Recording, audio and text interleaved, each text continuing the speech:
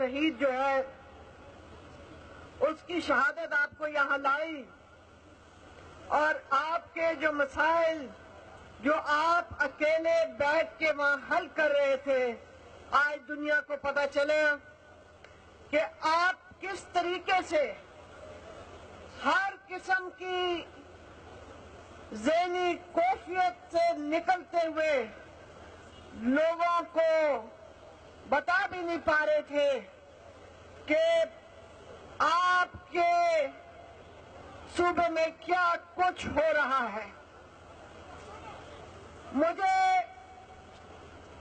افسوس ہے کہ وہاں پہ ہر شخص جو پاکستان میں اس کو یہ کہا جاتا ہے کہ اگر یہ پختون بچہ ہے، اگر یہ بلوچ بچہ ہے تو یہ دہشت گرد ہے۔ میں اس کو کنڈیم کرتی ہوں۔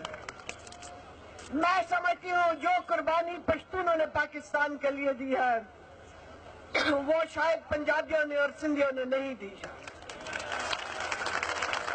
میں سمجھتی ہوں کہ جس طریقے سے پشتون نے امن کا پیغام ایسے خطے میں دیا ہے جہاں ہم نے بندوقیں لوگوں کو جا کے پکڑائی ہیں، ان کی بہت بڑی جدوجہد ہے۔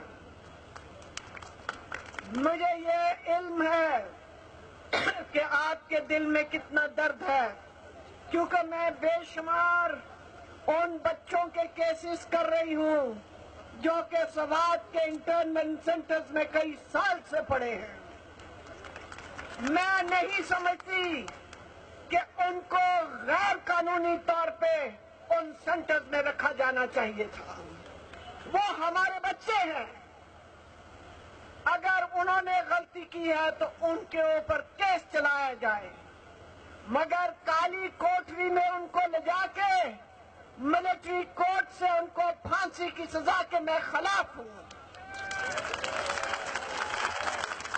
مجھے یہ علم ہے کہ وہاں پہ جو لوگ بے گھر ہوئے ہیں ان کے گھروں پہ کس کا قبضہ ہے۔ مجھے یہ علم ہے کہ جو لوگ بے گھر ہوئے ہیں ان کو حکومت بالکل پوچھ نہیں رہی۔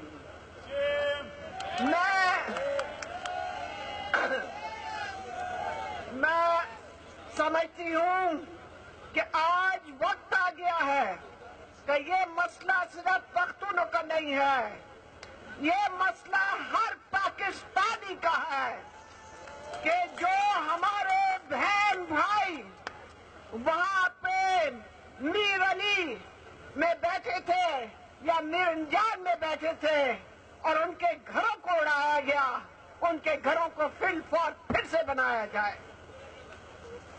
ہمیں یہ احساس ہے، ہمیں یہ احساس ہے کہ آپ بڑے دکھ والے دل سے یہاں پہ آئے ہیں۔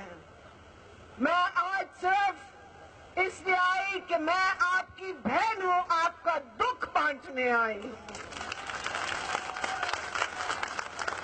اور میں یہ سمجھتی ہوں کہ پاکستان پختونوں کے بغیر، پاکستان بچہ خان کے بغیر ایک تنگ نظر پاکستان ہے۔